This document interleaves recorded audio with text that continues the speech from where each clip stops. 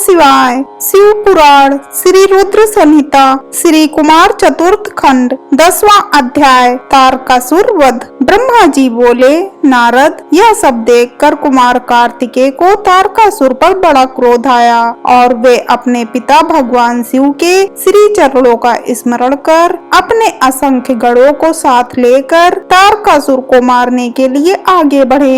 यह देखकर सभी देवताओं में उत्साह की एक लहर दौड़ गई और वे प्रसन्न मन से कार्तिकेय की जय जयकार का उद्घोष करने लगे।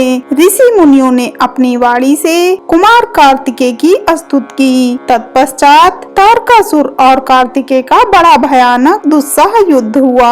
दोनों परमवीर और बलशाली एक दूसरे पर भीषण प्रहार करने लगे। दोनों अनेक प्रकार के दांव पेंचों का प्रयोग कर रहे थे। कार्तिकेय और तारकासुर के बीच मंत्रों से भी युद्ध हो रहा था। दोनों अपनी पूरी शक्ति और सामर्थ्य का प्रयोग एक दूसरे को मारने के लिए कर रहे थे। इस भयानक युद्ध में दोनों ही घायल हो रहे थे। युद्ध भयानक रूप लेता जा रहा था। उस भीषण युद्ध को सब देवता गंधर्व बैठकर देखने लगे।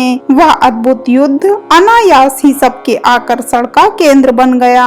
हवा चलना भूल गई, सूर्य की किरणें ठहर गईं। यहाँ तक कि सभी पर्वत इस युद्ध को देखकर अत्यंत भयभीत हो उठे। वे शिव पार्वती के इस पुत्र की रक्षा करने के लिए तुरंत उधर आ गए। यह देखकर कार्तिकेय बोले, हे पर्वतों, आप कोई चिंता न करें। आज इस महापापी को मैं सबके सामने मौत के घाट उतारकर भय से मुक्ति दिलाऊंगा। जब कार्तिकेय पर्वतों से बात करने में निमग्न थे, उसी समय तारक ने अपनी शक्ति हाथ में लेकर उन पर धावा बोल दिया।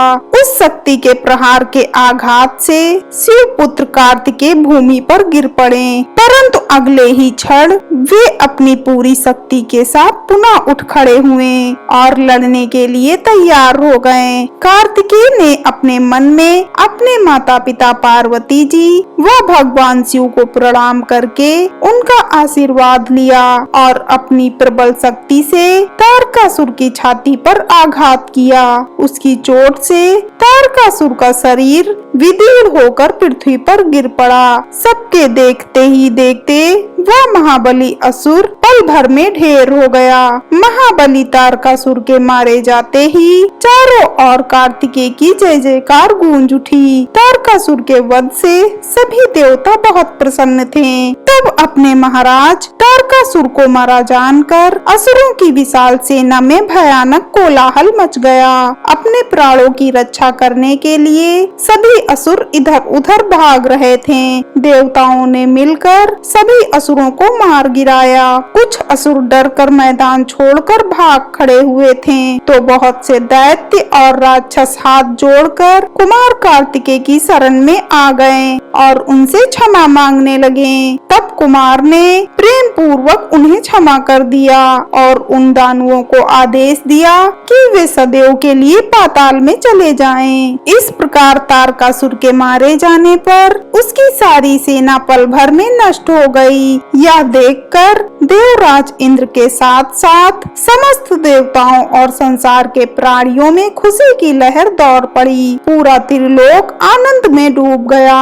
जैसे ही कुमार कार्तिकेय की विजय का समाचार भगवान शिव पार्वती के पास पहुंचा, वे तुरंत अपने गणों को साथ लेकर युद्ध स्थल पर पधारे। श्री पार्वती जी ने अपने प्राण प्रिय पुत्र को अपने हृदय से लगा लिया और अपनी गोद में बिठाकर बहुत देर तक उसे चूमती रही। तभी वहाँ पर पर्वतराज हिमालय भी पहुँच गए और उन्होंने अपनी पुत्री पार्वती, भगवान शिव और कार्तिकेय की स्तुति की। चारों दिशाओं से उन पर फूलों की वर्षा होने लगी। मंगल ध्वनि हर ओर गूंजने लगी। हर तरफ उनकी ही जय जयकार हो रही थी। देवताओं के स्वामी देवराज इंद्र ने अपने साथी देवताओं के साथ कुमार कार्तिकेय की हाथ जोड़कर स्तुति की। तत्पश्चात भगवान शिव अपनी पत्नी पार्वती को साथ लेकर शिव गणों सहित कैलाश पर्वत पर लौट गए। हर हर महादेव।